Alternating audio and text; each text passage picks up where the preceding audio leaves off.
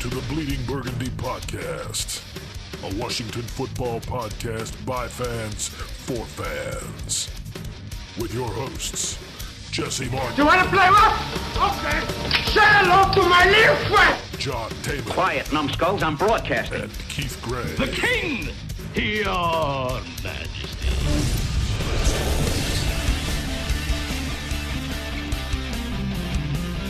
And now here's your host, Jesse Martin. Hey everybody, welcome to Bleeding Burgundy Podcast, episode 43, and I am your handsome host, John Taylor. That's right. If you're watching the video version, you just saw my sparkling teeth. I know, I look fantastic today.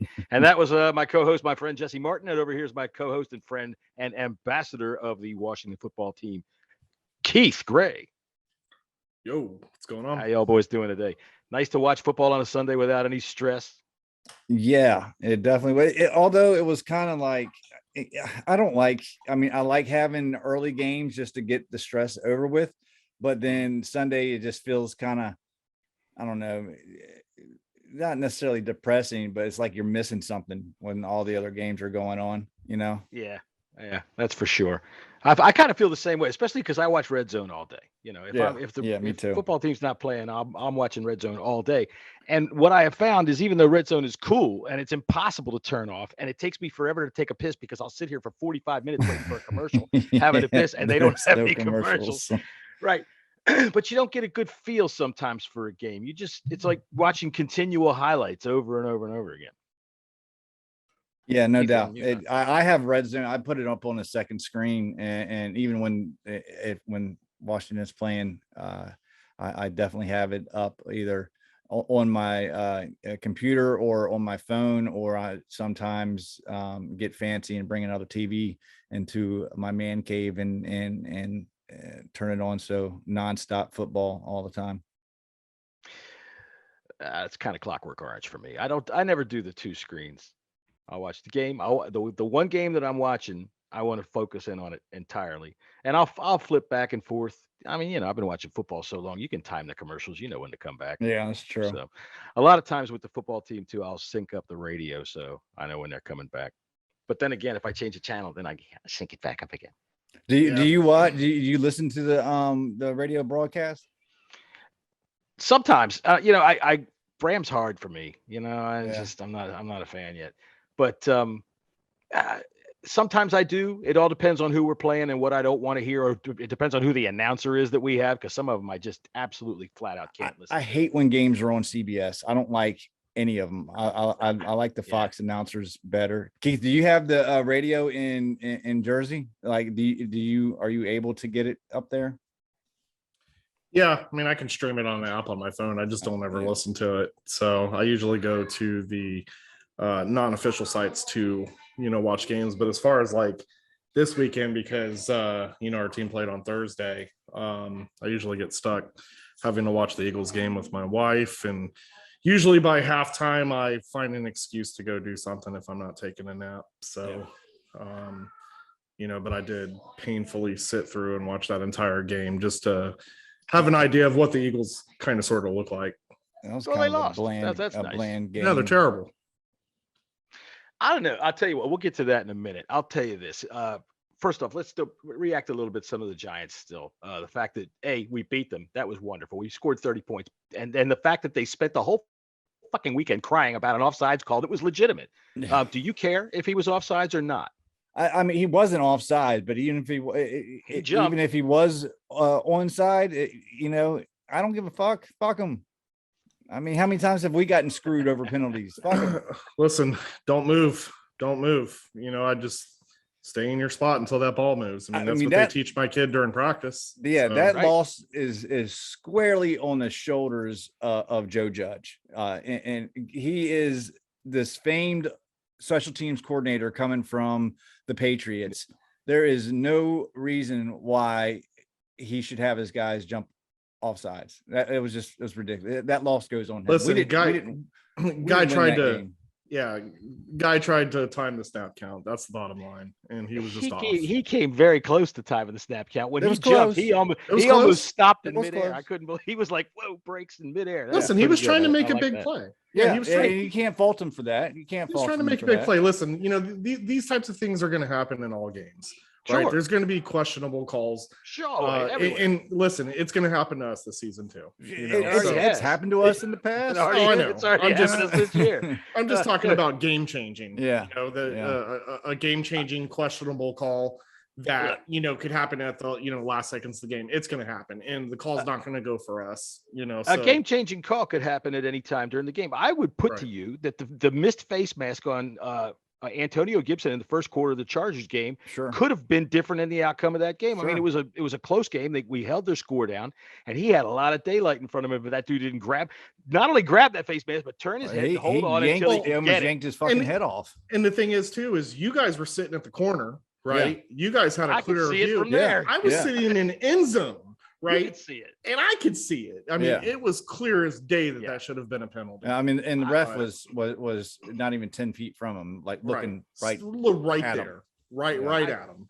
I think that's been a theme of the entire weekend is just how freaking bad the officiating is. And we talked about one or two crews. It's all of them. There's been some horrendous calls lately. They have no choice. The rule book is so out of whack that any play can have 10 penalties called on it, and they have no choice but to start calling this shit. And you can bet with this jumped off sides guy that got us the extra kick the other night, fucking Mr. Goddamn competition committee, John Mara is going to go in there and say, we must fix this with another 5 rules. Make sure we change the rules. Fuck you, Giants. So I think that's the overall feeling. We're not feeling sorry for them, and fuck them. No, right. I mean, shit, they're in a hole.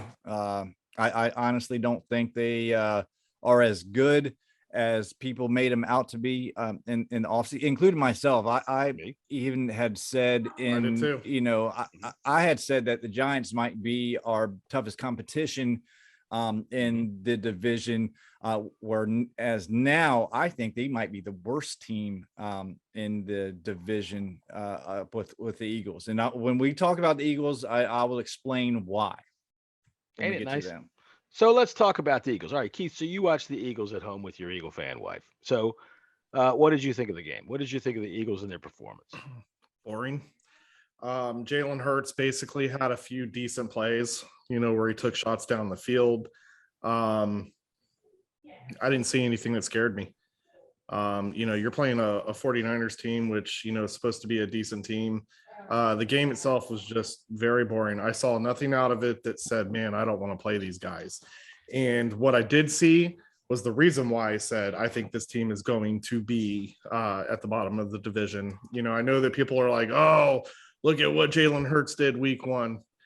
And who cares? That was a horrific game. They also lost, one of their best defensive guys, Brandon Graham. So they're in trouble. I think they're in even more trouble than they were at the start of the season. I think that's kind of bold. I watched them, but like I said, I was watching Red Zone. But I did stay on that game for a while because it was shown here locally as well. But look, they got a 91-yard pass, in which they failed to score after that from the freaking 6-yard line. But they got a 91-yard pass, man. And the way I see the way our defense plays at the current moment, I can't see where they wouldn't be able to get deep on us like that again. Those guys are fast. The good news is we don't play them until late in the season. And by them, those toothpick receivers are going to be all broke up. Probably. So I'm not too worried about that. And I think our defense will come around. But, they did show a little bit. Miles Sanders is a good back. I think he is. But I don't think they're well coached. I don't think that they really know what they're doing. And I think to be fair, he's a rookie better coach. Yeah, Nick Sirianni. I think that's his name. He is. The one thing that concerns me about the Philadelphia Eagles is they are pretty good up front, both offense and defensive lines. Yeah. I think their defense is pretty good. I think their defense is actually underrated. Now that Brandon Graham being injured, that's going to hurt them a lot. I expect to see, I guess, more. Graham's is he outside linebacker, I believe. but probably going to see more Ryan Kerrigan playing into that role since he's got experience there. But their defense is stifling. I mean, the San Francisco 49ers isn't nothing to mess around with. A lot of people had them picked to go up and possibly go to the Super Bowl again, be NFC champions, or to at least battle with Tom Brady. Injuries have put them down. Injuries have put them down. And they've gotten bit again 2 years in a row already hit with the injury bug. But they held them to what, 17 points? Was it 17-11? If Jalen Hurts has wheels, we know that he can move, and that's one thing that Daniel Jones just proved that could definitely hurt us. And hopefully we have that stuff, since we do play them later on in the year. We had that taken care of because, we got a lot of quarterbacks that can move. We got Josh Allen coming up this Sunday. We need to be ready, and we need to be able to defend those types of quarterbacks. But if Jalen Hurts can throw the ball better, get his offense involved, if they can stay healthy, they could get better as the year goes on. But their defense is stifling. That's what they tell us anyway. Yeah, the fact of the matter is the 49ers, you'd think that they would score more points, but 17 was all it took. So why not take it? The thing about the Eagles that makes me nervous is that big play capability, man, because far I don't think they got a lot of speed. They got a lot of speed on that offense. Yeah. Well, you saw the Giants. We had a couple of situations where we got lucky with a pass that was a little overthrown and dropped, that was in the end zone, wide open, gone. You let the Eagles get one of those, man. That dude's going to go 85 yards if you give it to him. As Keith said, luckily we played them at the end of the year, and hopefully, Ron Rivera has a tendency of his teams always playing better, like we did last year at the end of the year. So hopefully, we can take care of that and get a couple dubs from the Eagles. I think our common theme of the problems that we're going to run into with our team is, I don't think we're going to give up so many giant plays like the one, big plays like you saw from, Hurts yesterday against 49ers. I think it's going to be more of that short pass. And I truly believe that the intermediates. And if you can't control him in the pocket, I think we're going to run into a lot of trouble in that aspect as well. I still think overall, not comparing them to, our team, but just in general, I don't think that they're a good team. Now, are they going to play differently when it comes to a division opponent? Of course. I mean, it always happens. So when the NFC East plays each other, you can't really judge these games. Everybody in the NFC East has gotten better. Giants may have taken a step back, but again, I don't blame that on talent, because I think they have some talent. I think I blame that more on coaching.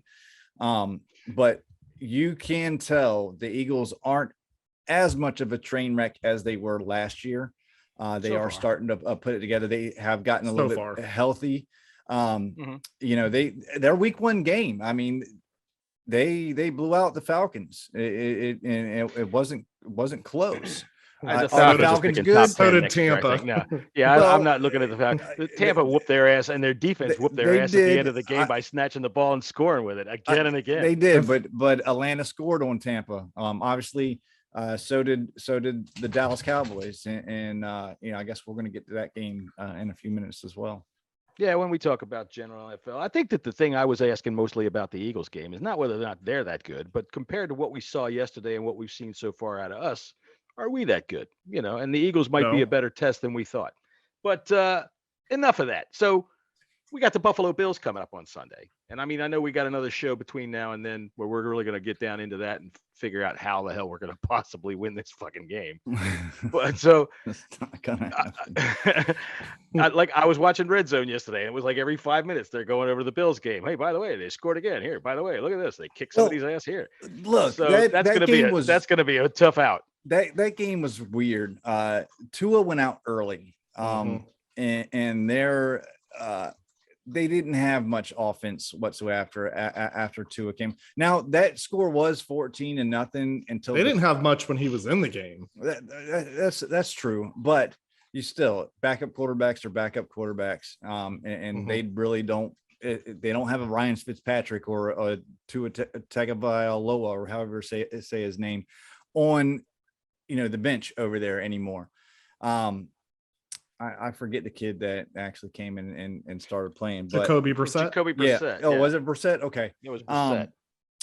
Playing is a good word for it. It was a weird game to watch. But the Bills didn't really start exploding until like the end of the third quarter, Yeah. So I guess they got depth, man. They'll wear you down. And Allen is good. That's all he is. And I mean, I think all of us called a loss for this game when we did our season predictions. That was before Taylor Heineke got in the game. You changed your mind? I didn't say that. I'm just asking. Nobody's changed their mind. You pussies. I'll go ahead. Let's go with a victory for the Washington football team. By the way, let's take a moment of silence for Tyrod Taylor. That poor fucking guy. Oh man, he can't catch a fucking break, can he? No, and I guarantee you, when he went into the goddamn tent to get his hamstring looked at, he sat on a rusty nail, and he's going to get tetanus, and he's going to be out for another year. Just something fucked up's going to happen to him. The crazy thing is that Texans were going toe to toe with them, and what they had a legitimate shot on winning that game. They were not nearly as bad as everybody made them out to be. A lot of people said that the Texans were going to be the worst team in the entire league, but they've been seen. Tyrod Taylor's been doing very well for that team. Well, he did his customary game and a half exit. Yeah. So, that's about that. All right. So, pardon me. I know we all watched the Cowboys. Did we watch the Cowboys? Or Keith, were you taking a nap by that game? Yeah, I didn't watch it. I know what happened, though. I didn't watch the game, but I know what happened. All right. So, Jesse, I'm going to go first this time. I'll tell you what, the Cowboys, again, were impressive. I think they got a little lucky there. But anytime you can make a 56-yard field goal to win the game, that's how you win a football game, Mr. Dustin Hopkins. You should check it out. See how that shit's done. But I'll tell you what, I thought, again, their offense stepped up. I told y'all last week that they aren't going to just play this dink and dunk passing game, and they're going to start to run the ball, and they did. I thought even though Cooper had a light day, the other ones stepped up, and, I thought they played pretty well. Herbert, they managed to get him. They put Micah Parsons in at defensive end, and he was pretty damn good. In fact, I think that he was only third or fourth. I was looking at PFF today, third or fourth in pass rush wins. And by the way, Chase Young was third this week. So the Cowboys look pretty good. I think they look pretty good, and we're all 1-1 right now, but I'm a little shaky. We're in first place. We got the division win, John. Don't sell. I hate when people do that. I hate when people do that. So, woke up this morning and look, we're on top of the division, dude. It's week in week 15, 16, but week 2, shut up. Yeah, really. Yeah, no, it's ridiculous. My wife is the one. She just said something that reminded me. My wife is that person. She's like, we were in first place last week. Tell her we're in first place now. It's week 2. That's right. Bitch. Look, when it comes to wives talking shit, all bets are off. When the Dallas Cowboys, their defense has gotten a little bit better. It's gotten a lot better. Kind of. I don't think it's a lot compared better to what it was last year. They're a lot better compared to last year. They were god awful. The Chargers made some mistakes in that game. The offense they made some boneheaded plays, some bad calls, and they didn't play. I don't think they played nearly as well as they played us.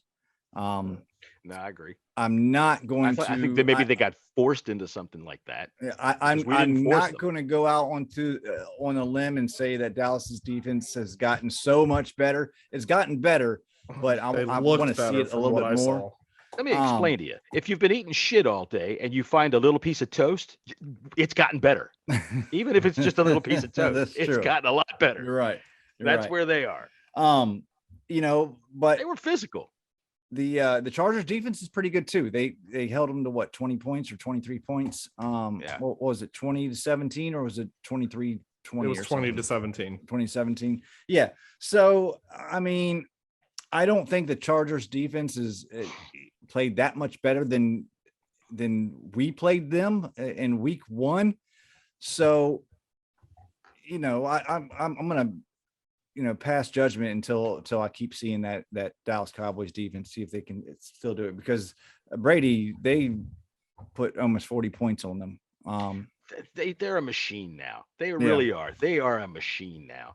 I thought I saw a stat the other day. This is like the 29th straight win that they've had over 30 points.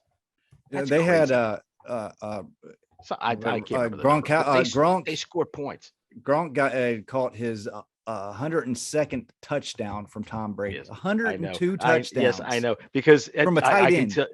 In the first week they had to tell me this was number 99, and that he got the other one that he got because he had 100 touchdown passes, but one of them came from, God, if I know, one of those backups that threw a couple of passes when Brady sat down one day in garbage time. Oh yeah. So every time he catches a touchdown pass, they come in on red zone with it, and as soon as they do, they tell us that this is Rob Gronkowski's 103rd, 104th, 105th. That's just crazy coming from a tight end, quarterback tight end combo. That's nuts. That just tells you how good they are and how well they know each other. Gronk's another animal. He really is. His hands are like this freaking big. Yeah. When he grabs a football, it looks like what I look like grabbing a hold of a baseball, like a little Nerf ball. Yeah. Just throw it in the area. He goes and gets it. And I have him on 2 fantasy teams, so happy for Gronk. Happy for Gronk. So we were talking about the Bills. So what are some of the early keys you think it's going to take for us to compete in that game? You got to contain Josh Allen, man. And we're going to have to have him beat us from the pocket, which he can definitely do. He can definitely do that. So it's a pick your poison, I think, from it, and hopefully our defensive line can get home, and hopefully our defensive backs can play sticky coverage. But other than that, is hold on and white knuckle it, man, because I just don't think there's a chance. The only way that we even have a chance is if that defensive line doesn't put pressure on Allen all day. If the defense comes in and performs the way they have these first 2 games, this is going to be an absolute disaster of a loss. Yeah. In my opinion, we have got to put better pressure on the quarterback and make them make quicker decisions. If we let the play develop and these receivers get open, especially in the middle of the field or running. Stephon Diggs is one of the best receivers. He's going to eat league, us, man. He's going to eat us alive. But here's the thing: I'm not really 100% too concerned with big plays. All teams give up big plays. That just happens, right? I actually think that our backfield is good enough to where we can manage those big plays. It's more of if communication is on par, of course, but.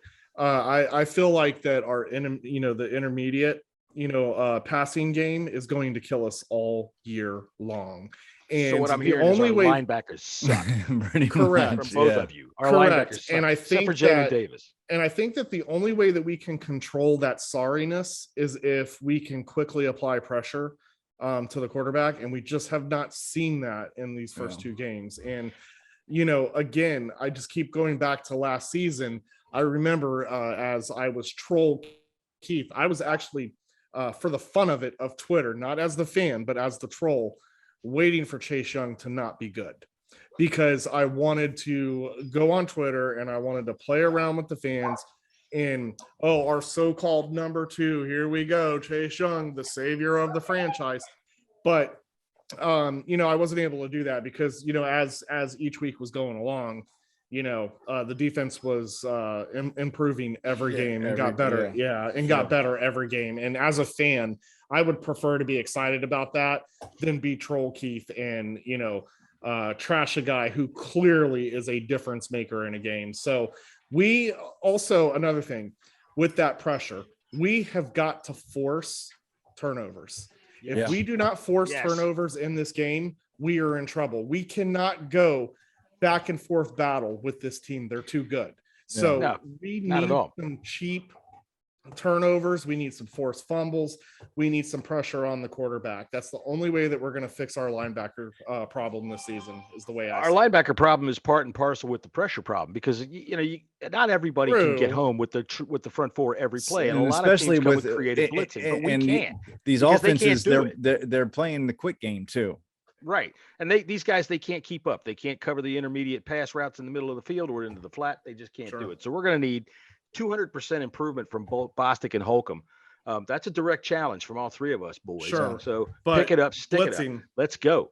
They're terrible. If they tippy toe up in there, just get fucking run. But I'm not even talking linebackers. I mean, let's not be afraid to rush our cornerbacks either. Yeah, I mean, no, Fuller. I'll tell you what. Last week we had it a couple times, and we had you see last game when we actually blitzed, we were applying pressure. Fuller got a sack, and right after that, we created it was almost a turnover, but it was a bad third down miss on a pass. Keith is 100% right.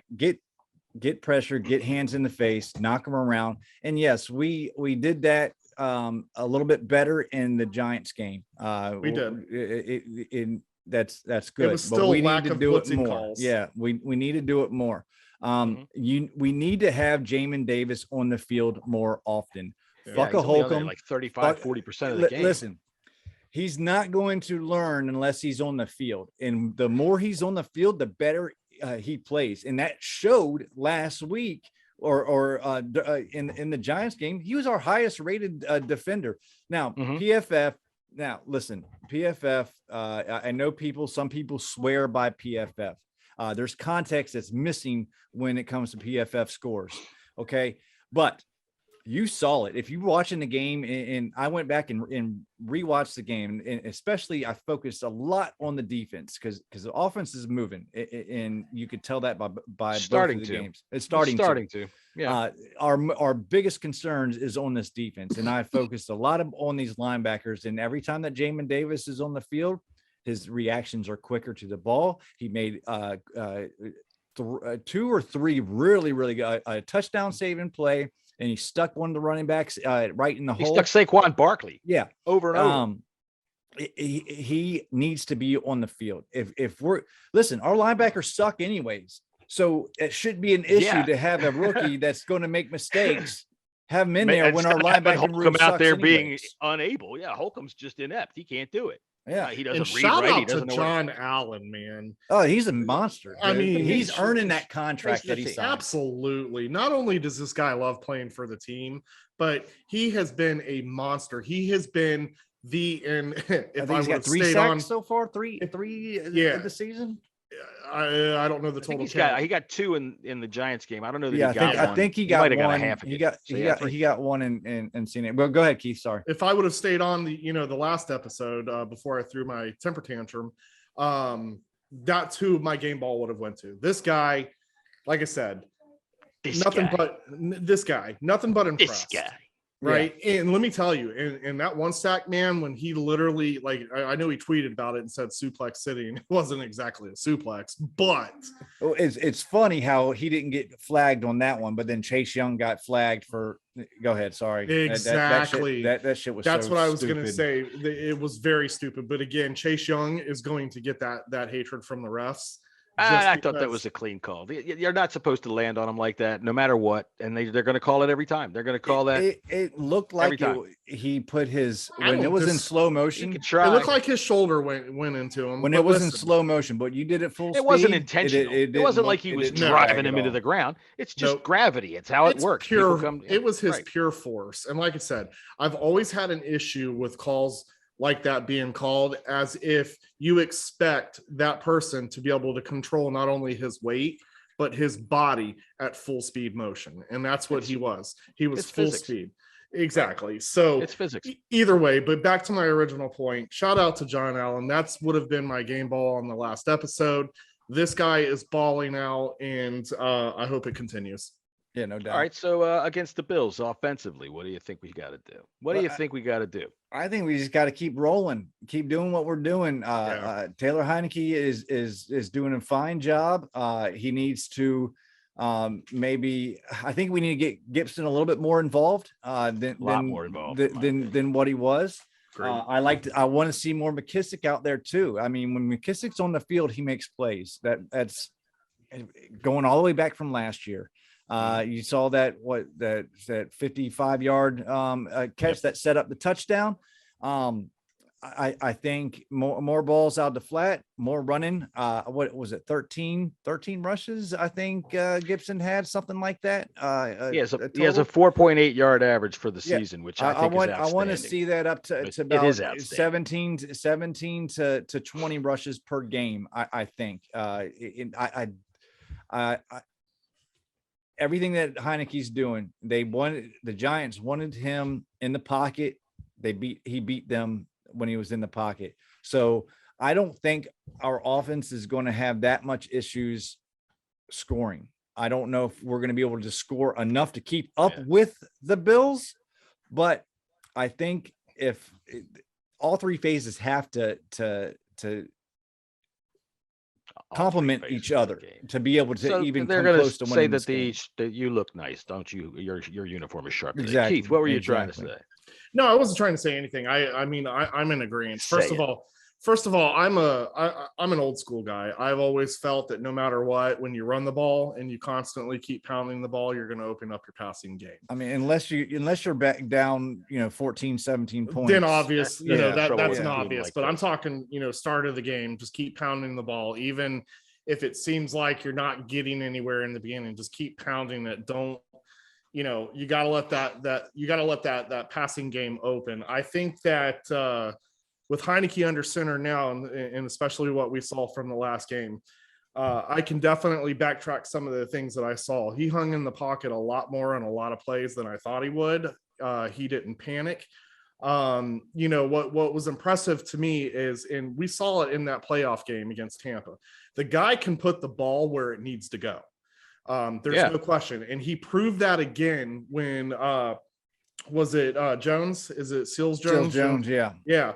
The fact that was his reported, okay. I don't have the knowledge to know what was in Heineke's head, but that was his third read before he threw that pass. You saw it. You saw him. See it. Yeah, you see him go through. That's what I thought, but I wasn't gonna try to pretend like I know more than what I do. Well, we got to see that in the first game that he came in. You could see that he was much more comfortable in reading those receivers. He's not just a single read or run.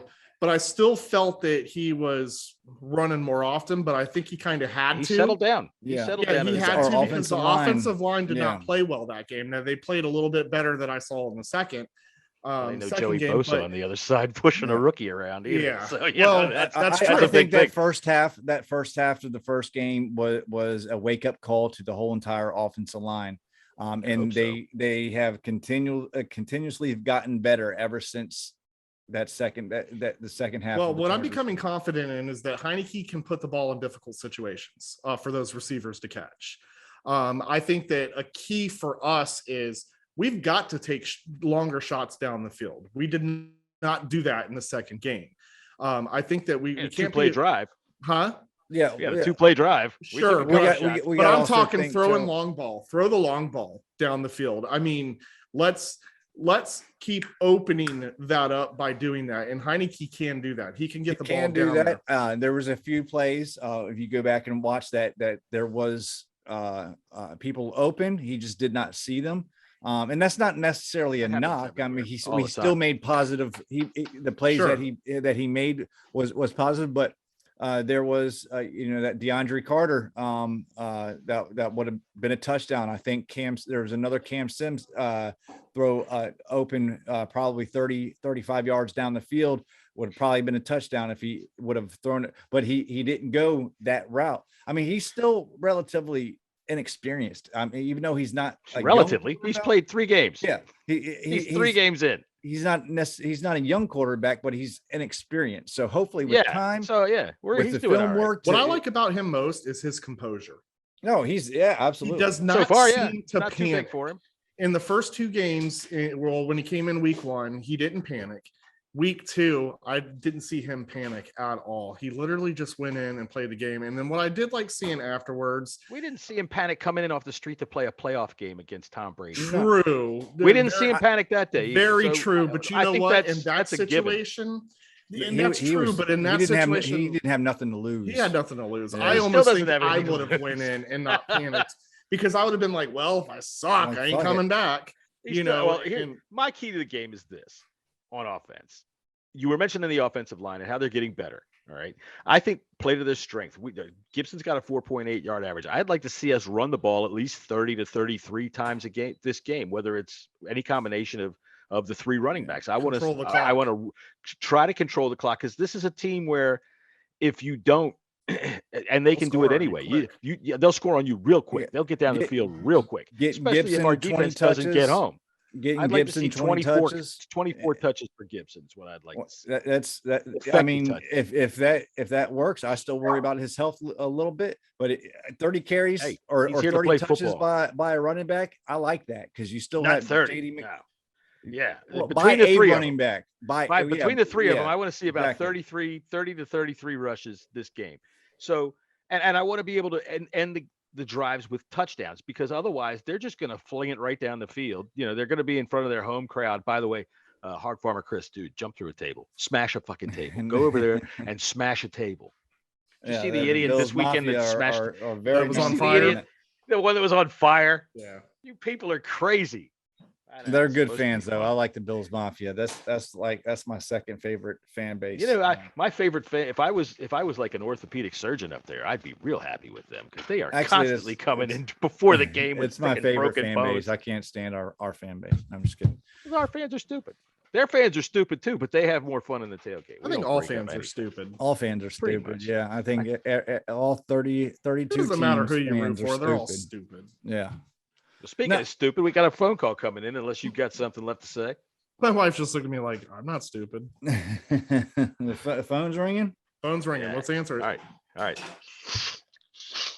One of y'all get it. I'll be right back. All right. So whenever. By the way, Jesse, when you do that, do it right up on the mic. That way it gives me a good spike. Yeah. Hello. This is Bleeding Burgundy Podcast. Who is this? This is goddamn Jerry Jones. Who do you think it is? You gave me the number to the goddamn hotline, and I'm calling in right now. What is going on, my man? How you doing, buddy? Thanks for calling in. Hang on a second. Stop.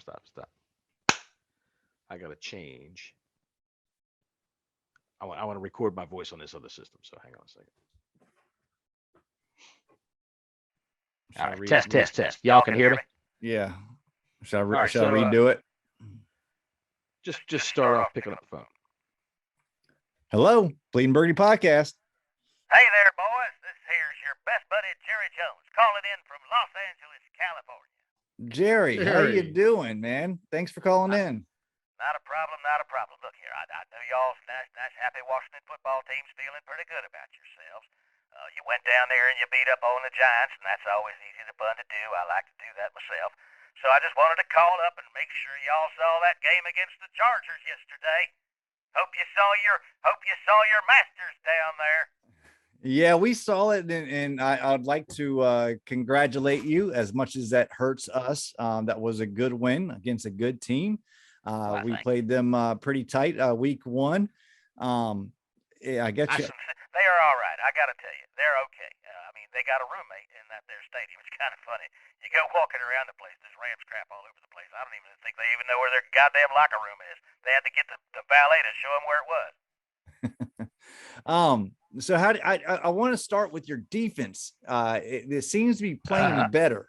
You put Micah Parsons had a move to defensive end. Right. How do you think that worked out? Are you going to use him there more often? Well, I think we're going to put Micah wherever it is that he can do the most effective work. And at the point where we are right now with our defensive line being all beat up, I think having Micah even just out there on the field is a good thing. I think I might just put him in there at quarterback sometimes. I'm watching Dak run around back there throwing that ball. I'm thinking, God damn it, what the hell is he doing? You know how much money that goddamn boy cost me? Holy shit, don't get hurt again. I got a rookie I can get out there. Sometimes I don't know what the hell I'm talking about, because, quite frankly, I'm getting up there in age, boys, and the days, they just don't pass quite properly anymore for me. Hey, Jerry, did you make the move for Parsons to defensive end because it's pretty much a simple concept? Go get the quarterback, because reports have been out there that your boy's pretty stupid. Well, I've heard that he's pretty stupid, and frankly, most of them are pretty stupid. Look at me, I'm a billionaire, and I'm pretty stupid. I got lucky just finding oil in the ground. Anything can happen. But I think that the real problem, I shouldn't say that word, but I think the real reason that you see Micah Parsons down there at defensive end is that our coach, Mike McCarthy, He's got the googly eye. He's got the googly eye that goes off to the left over there, and I don't even think he knows where he's supposed to be. He's just telling him to get out there and get in that position right there, and I think he honestly thinks he's playing middle linebacker. Now, listen, Jerry, I want to talk about Mike McCarthy for a second. Now, when he got the job, when you guys hired him, That's right. and you elected to keep your offensive coordinator, what was that conversation like? Look, I owed his mama a favor. You know, I said to him, he's been here since he was like 6 years old. I'm talking about our offensive coordinator, and I think what is he? He just turned like 10 last week, so he's doing all right down there. And I promised that I'd keep him, and then that was the first test right there of Mike McCarthy. I have to see if they're going to let me push him around. I have to know if they're going to be a good enough toady for me to be able to work with them. And Mike McCarthy bent over right then and there like a little weak piece of paper and let me have my way when it came to our offensive coordinator. So I knew right then and there he'll do whatever I tell him, and that's good enough for me. By the way, come on down to Texas Stadium next week. We got hoodies on sale for 20% off. We have a fan question, if you don't mind, from our good friend Carol Hiltz.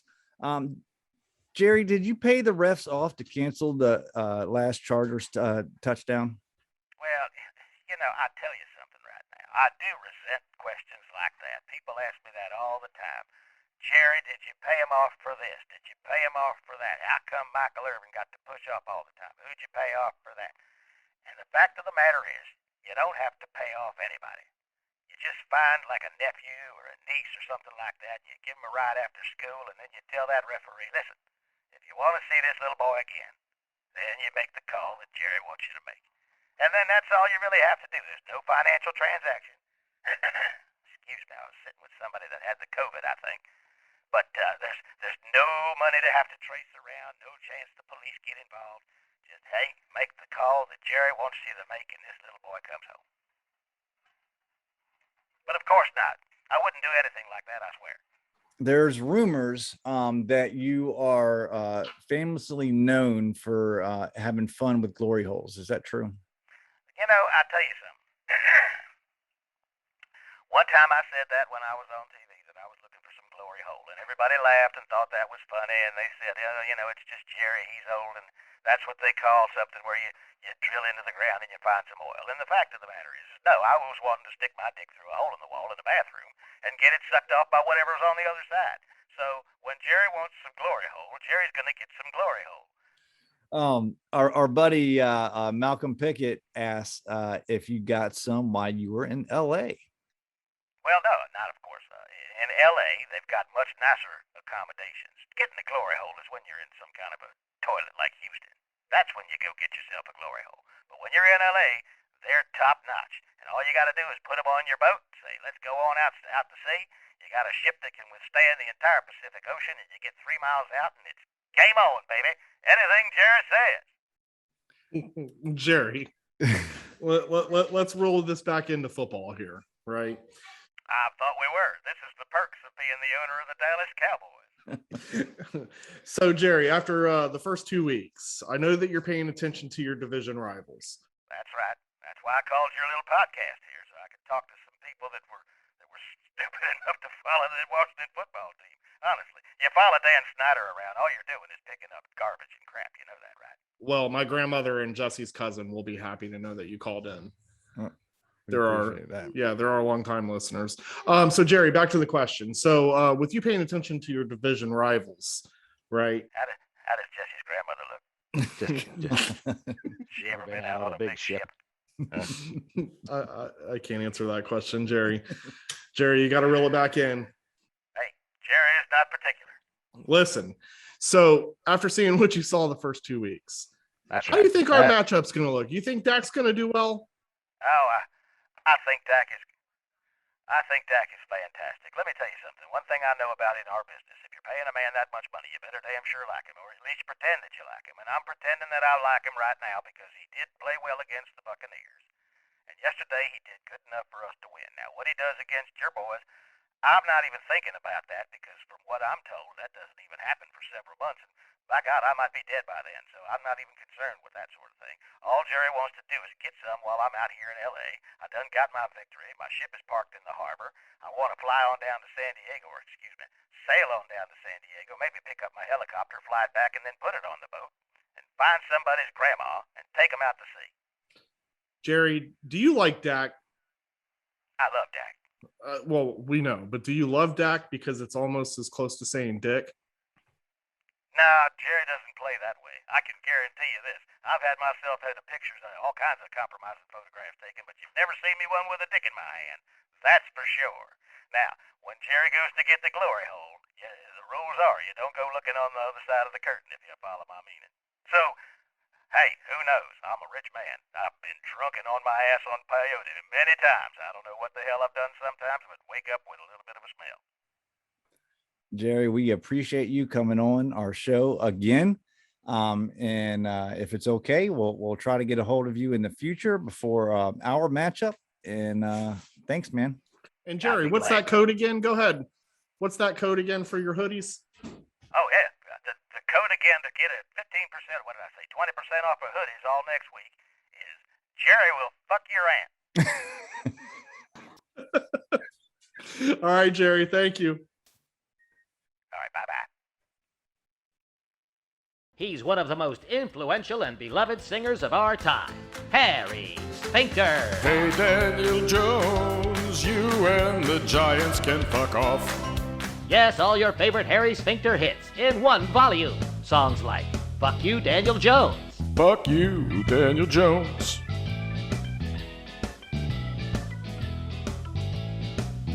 Fuck you, Daniel Jones. Yes, Harry Sphincter, the man Frank Sinatra called the most versatile singer of all time. Go fuck yourself, Daniel Jones. Go fuck yourself, Daniel Jones. Go fuck yourself. Fuck yourself. Carry your skinny ass back to New York. Fuck yourself, Daniel Jones. Fuck you. Fuck you. Fuck you. Fuck you. And no matter what the mood, Harry Sphincter delivers. Daniel Jones, fuck you. Fuck you, Daniel Jones. Harry Sphincter has been giving us amazing hits for decades. Who can forget these timeless classics? Lawrence Taylor can suck my dick. Fuck you, Eli Manning. Phil Simms, go fuck yourself, you white-haired hillbilly. Get your Harry Sphincter Greatest Hits package today. Send $29.95 to Harry Sphincter, Fuck You Daniel Jones Way, New York, New York. All right. We had Jerry Jones on the line. We appreciate him calling in. And yeah, man, that's always fun a good time when old jury calls. I don't know. My headphones cut out through that whole thing. Y'all couldn't hear me at all, could you? Yeah, all right. All right. Well, anyway, since we had a Sunday off, we got to watch NFL teams from all around the place. And besides that, this is, even though it's a Washington football team podcast, all of us are football fans, I think. You know, I always find that these people that just go, I just watch our game and I don't even think of it. That's not a fan. That's a half a fan. Okay, well, we'll talk to you about what happened at our game, and that's about it because you can't follow along with anything else. But for general NFL, so it's week 2. And I think week 2 is still a liar. It's still stuff out there that you're not quite sure about. How about fibbing? They're fibbers. They're fibbers. They're white liars. Fibbers out there. You know, some people are flat out lying. That's what I want to find out right now. So who of these 3 teams is telling the truth and who is a liar? We'll start with the Raiders. All right. So Derek Carr, he beats the Ravens. He beats the Steelers in Pittsburgh. He's the number 1 passer in the league. He's got 817 passing yards, 4 touchdowns and 1 interception. Him and John Gruden are on the sidelines practically humping themselves last night. I don't know if you saw that, but that was about the most awkward chest groin bump I've ever seen in my life.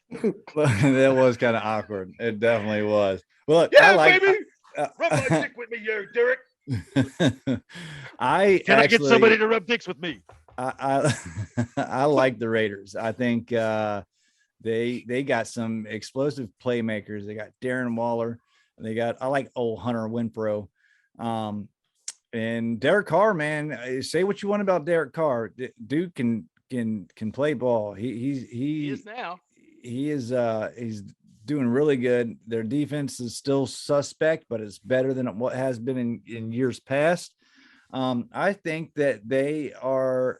I don't think they're going to win their division by any means, but I think they're true 2-0ers. They're telling the truth. They're telling the truth. All right, Keith, what do you think of the Raiders? Yeah, absolutely. They're telling the truth. The first 2 games they've played tough teams. They could easily be 0-2, you know, and you know, like the stats that were mentioned earlier, Carr is coming off to play. So I don't know, man. If our team was playing that way, I'd want to rub dicks with anyone too. Even John Gruden. There was at one point, I do believe you could see where Derek Carr gave him a little nipple twist too. I will say this. Gruden is a quarterback whisperer, and we've seen him do this shit before. He takes mediocre quarterbacks like Rich Gannon, and he turns them into guys that not necessarily ever going to go to the freaking Hall of Fame or anything, but are good enough to go deep into the playoffs and even into a Super Bowl to get blown out like we saw Gannon do.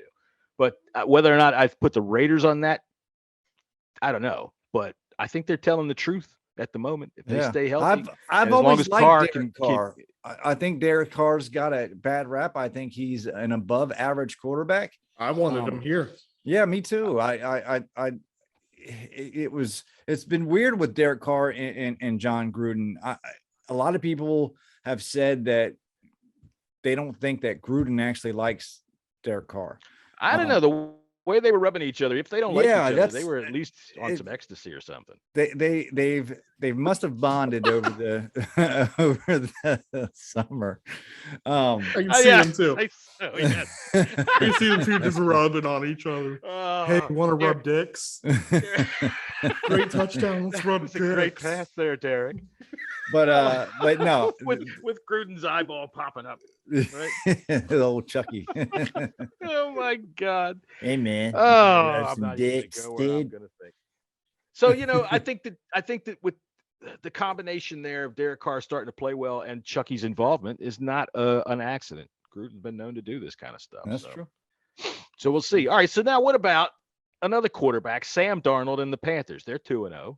Are they lying? I think they're filthy liars. I think they got a good defense, but filthy liars. I think they are filthy, rotten liars. You are just a filthy liar, Mr. Darnold. I don't think that they're filthy liars. I do think they're lying, but I'm not opposed to saying that in a different scenario, Sam Darnold is actually doing pretty well.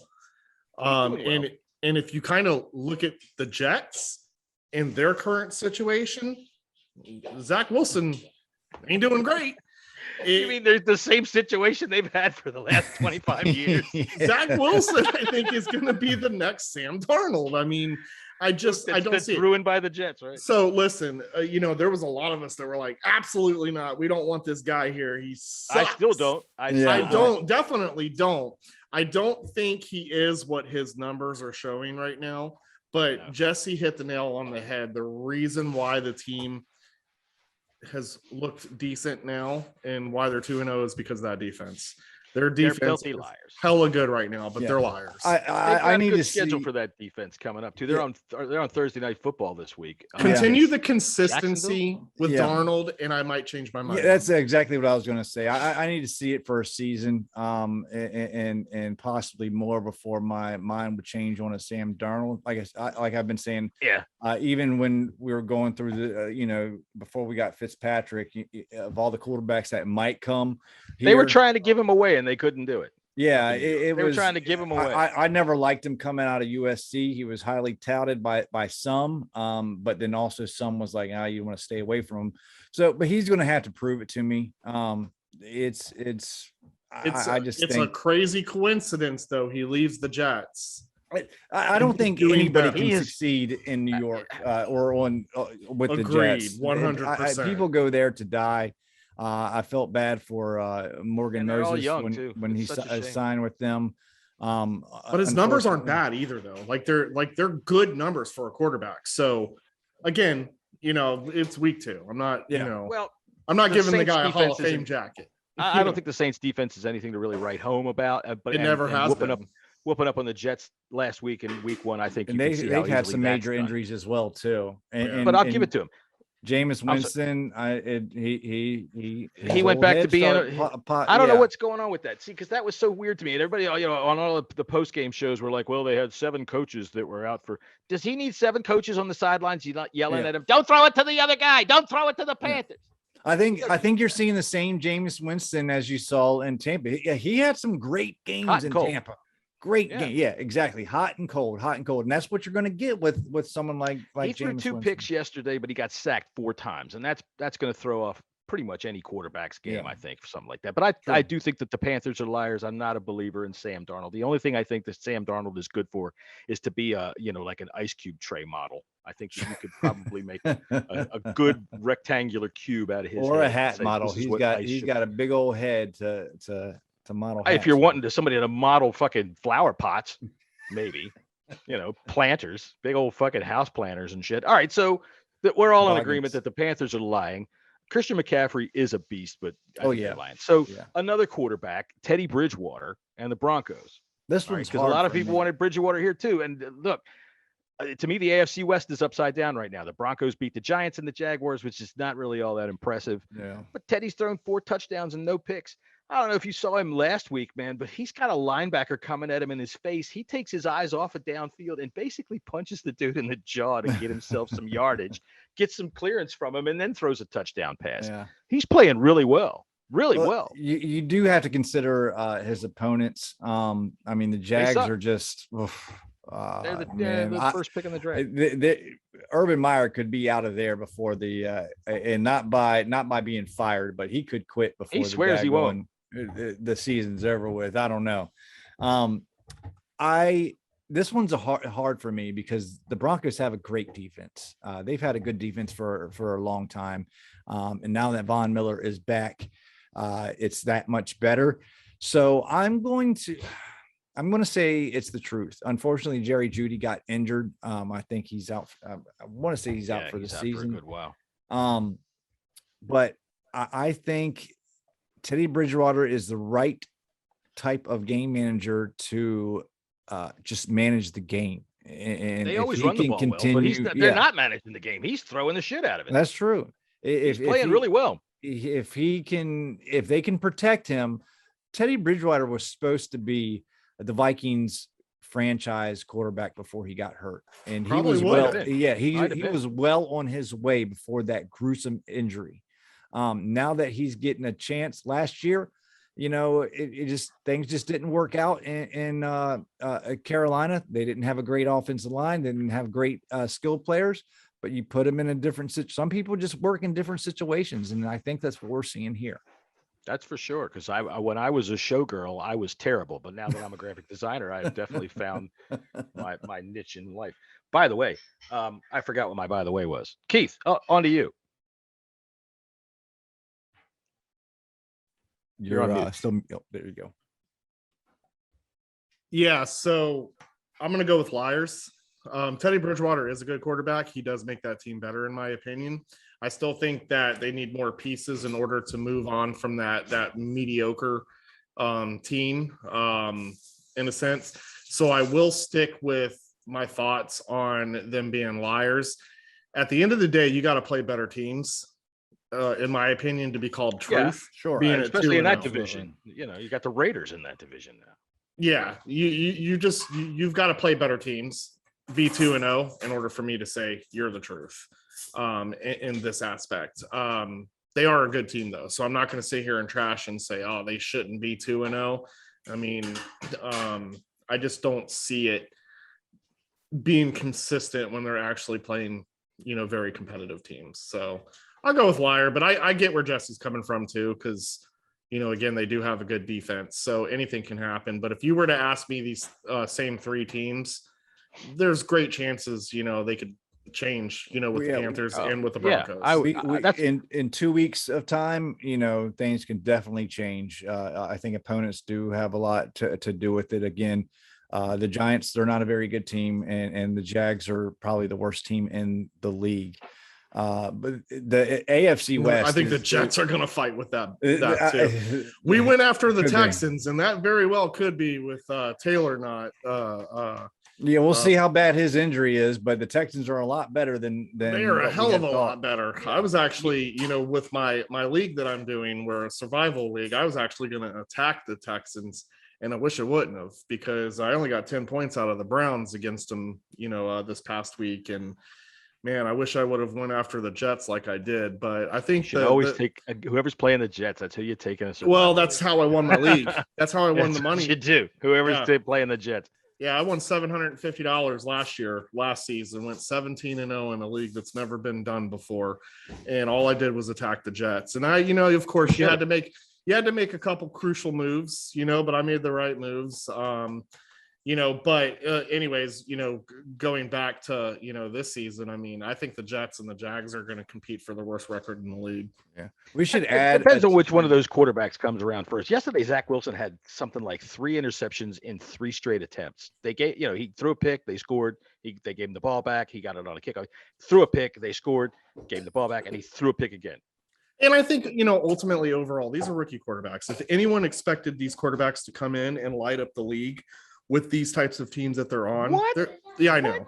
Then everybody expects them to come in and light up everything all the time. And that's not going to happen. And let me tell you, if I had a Trevor Lawrence type quarterback, I don't care if I, didn't win a game all season. I'm still sticking with that guy because I eventually think he is going to be a franchise quarterback. He is going to be that Peyton Manning, as we, continue to get older, and hopefully John is still on this earth. But kidding, John. That's fine. I don't know when it's going to happen, but it ain't going to happen. Look, don't by no means am I comparing Lawrence and Manning. I'm just saying,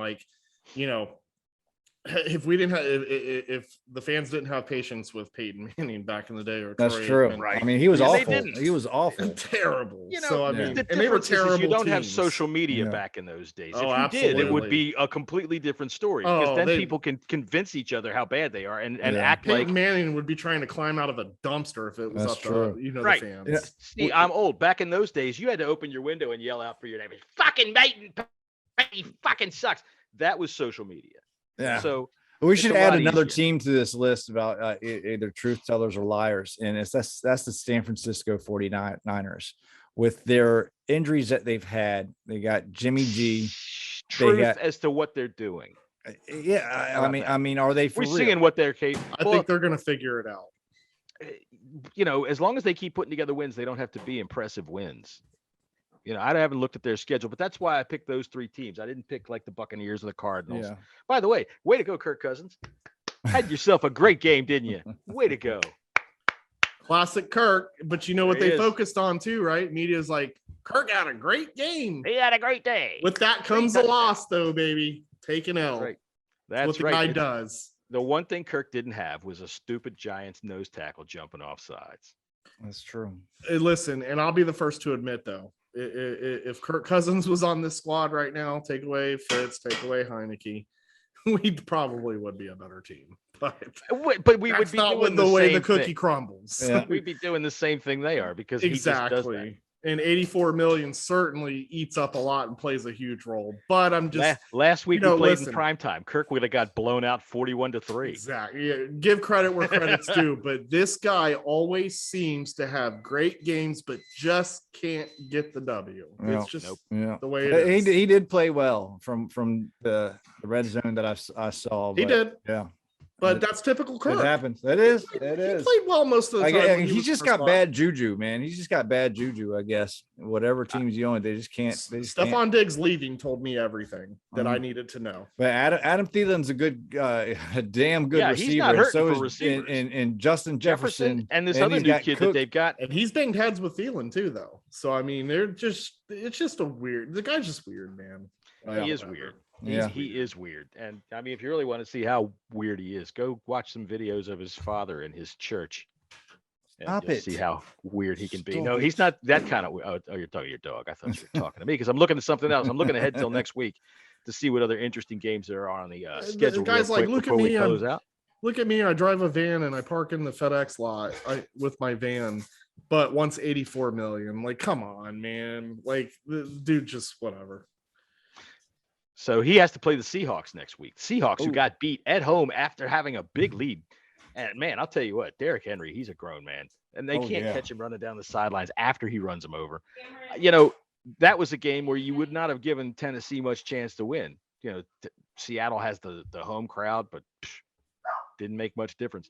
I was mostly impressed in that game by Tyler Lockett, who only just makes big plays. Oh, man, I'm glad he's on 2 of my fantasy teams. Jesus. He is so underrated. That when people talk about great wide receivers and what they do, they never bring his name up. And all that dude does is make gigantic, fucking huge plays.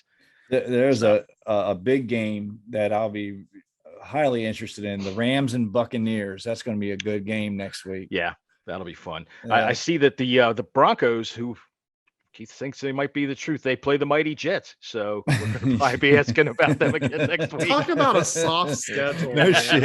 right. Eventually, you have to play some good teams, you said, but not yet. That Rams and Buccaneers, that's going to be your NFC championship or NFC championship game preview right there. I have a feeling that's going to be such a good game.